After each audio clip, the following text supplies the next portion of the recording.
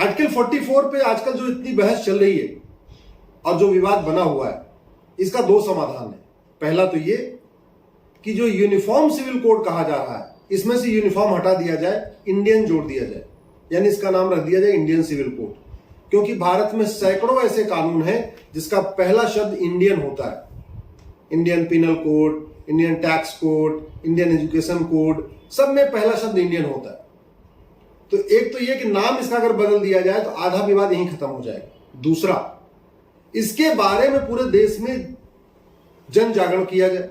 जन जागरण का सबसे अच्छा माध्यम है हमारे देश में कॉलेज, जो डिग्री कॉलेज हैं, इंजीनियरिंग कॉलेज हैं, एमबीए कॉलेज हैं, मेडिकल कॉलेज हैं और यूनिवर्सिटी।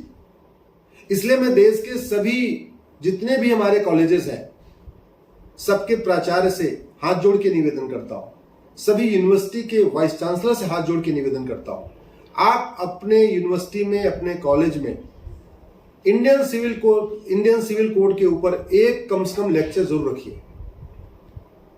अगर देश के सभी यूनिवर्सिटी में, सभी कॉलेज में मात्र एक लेक्चर रखा जाए, जितने इंजीनियरिंग कॉलेज हैं, मेडिकल कॉलेज हैं, एमबीए के कॉलेज हैं और भी प्रोफेशनल कॉलेज हैं, जितनी यूनिवर्सिटी हैं, सब में एक एक लेक्चर रख दिया जाए, तो अगले 15 दिन के अंदर पूरे भारत में कम से कम 10,000 लेक्चर ऑर्गेनाइज हो जाएंगे। इसलिए मैं रिक्वेस्ट करता हूं सभी डीन से, सभी वाइस चांसलर से, सभी प्रिंसिपल से, सभी अपने लेक्चरर से कि प्लीज कॉलेज में इंडियन सिविल कोड के ऊपर एक लेक्चर जरूर रखिए। यह आपको जान के आश्चर्य होगा कि ये जो आर्टिकल 44 है, इससे हिंदुओं को केवल एक फायदा होगा, क्रिश्चियंस को 2 फायदा होगा, पारसी को 3 फायदा होगा और मुस्लिम्स को 11 फायदा होगा। हिंदुओं को 1 फायदा और मुस्लिम्स को 11 फायदा। कैसे? आर्टिकल 44 जब इंप्लीमेंट होगा, यानी जब इंडियन सिविल कोड आएगा, तो केवल हिंदुओं को इतना लाभ होगा कि सबको शादी का रजिस्ट्रेशन कराना कंपलसरी हो जाएगा। बस इतना सा ही बेनिफिट होना है कि शादी का रजिस्ट्रेशन कराना कंपलसरी हो जाएगा। एक सिक्योरिटी रहेगी, सोशल सिक्योरिटी रहेगी सबको। सरकार के पास भी एक डिटेल रहेगा कि हाँ भाई टोटल कितने फैमिली हैं भारत में, कितने लोग मैरिड हैं, कितने लोगों ने शादी किया हो।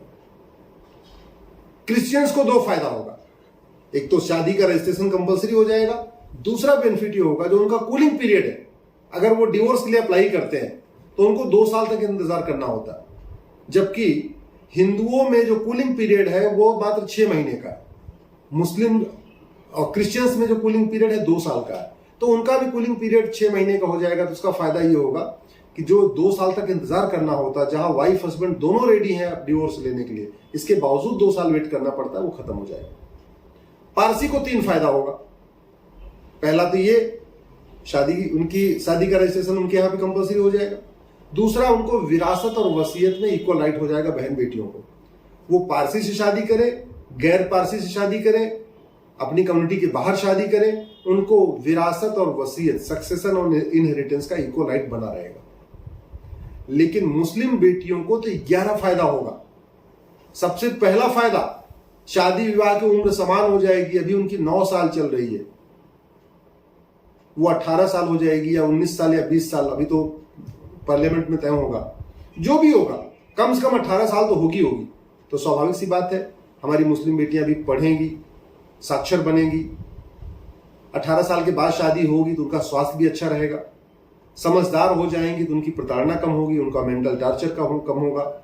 उनको कम से कम 12वीं तक उनकी पढ़ाई हो चुकी होगी, तो कम से कम जिस भी लाइन से पढ़ाई करेंगे बेसिक उनको नॉलेज भी होगी, एक जिम्मेदार और नागरिक बन जाएंगे। दूसरा फायदा होगा, शादी का उनका रजिस्ट्रेशन कंपलसरी हो जाएगा, हालांकि वो सबको हो रहा है। तीसरा क्या फायदा होगा, ग्राउंड्स ऑफ डिवोर्स सबका कॉमन हो जाएगा। अभी मुस्लिम बेटियों को किस आधार पे डिवोर्स देना है वो कहीं लिखा ही नहीं है, कोडिफाइड ही नहीं है। तो अगर रोटी ठंडी हो जाए तो भी डिवोर्स हो जा रहा है, दूध में चीनी नहीं मिलाया तो भी डिवोर्स हो जा रहा है, चाय ठंडी हो रही है तो भी डिवोर्स हो जा रहा है। और ट्रिपल तलाक भले खत्म हो गया, 4 तरीके के तलाक अभी भी चल रहे हैं।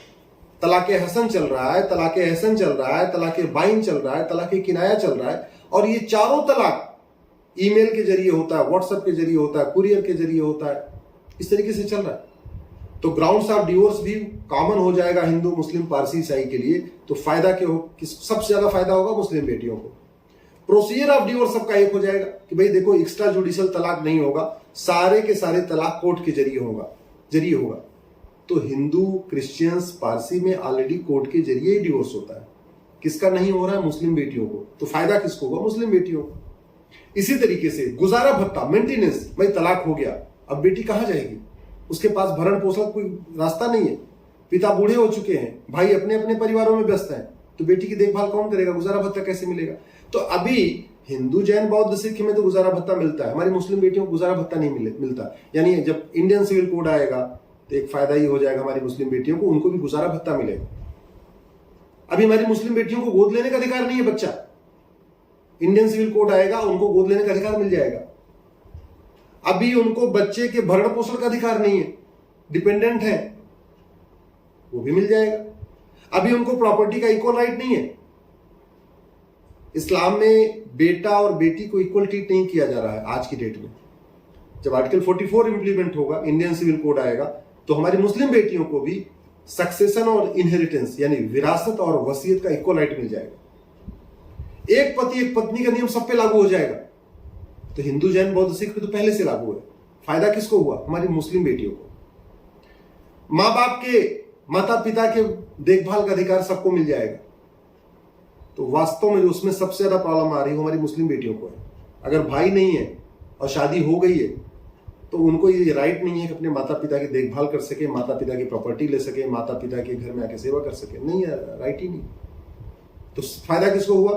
मुस्लिम बेटियों को। इसलिए मैं कह रहा हूं इंडियन सिविल कोड या यूनिफॉर्म सिविल कोड से हिंदू को 1 फायदा, क्रिश्चियंस को 2 फायदा, पारसी को 3 फायदा और मुस्लिम बेटियों को 11 फायदा। अब दुर्भाग्य आप देखिए विरोध कौन कर रहा है? तथाकथित मुस्लिमों के रहनुमा।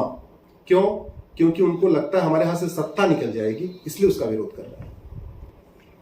अब जरा सोचिए, हिंदुओं को 1 फायदा, फिर भी हिंदू डिमांड कर रहे हैं कि इंडियन सिविल कोड आना चाहिए, आर्टिकल 44 इंप्लीमेंट होना चाहिए।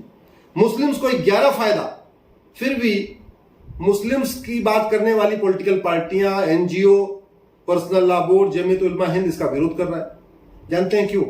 क्योंकि उनको बहन बेटियों को दबा के रखना है, उनका शोषण करना है। वो नहीं चाहते कि मुस्लिम बहन बेटियां भी आगे आए, डॉक्टर बने, इंजीनियर बने, अच्छी तरीके पढ़ाई लिखाई करें, सब कुछ करें। और खासतौर पर अगर इस इंडियन सिविल कोड में एक और चैप्टर जुड़ गया पॉपुलेशन कंट्रोल का, हम 2 हमारे 2 सबके 2, इसका भी फायदा सबसे ज्यादा मुस्लिम बेटियों को ही होना है। सबसे ज्यादा तबीयत उन्हीं की खराब हो रही है, ज्यादा बच्चा होने से उन्हीं की तबीयत खराब हो रही है, उन्हीं का डेवलपमेंट रुक रहा है, पूरी जिंदगी के बच्चों की देखभाल करते रह जाती है, उनकी अपनी जिंदगी में कुछ बचता ही नहीं है। इसलिए मैं देश के सभी आदरणीय प्राचार्य, प्रधानाचार्य और अपने कुलपति, उपकुलपति सबसे रिक्वेस्ट करता हूं, प्लीज देर मत करिए, अपने कॉलेज में इंडियन सिविल कोड के ऊपर एक लेक्चर जरूर रखिए।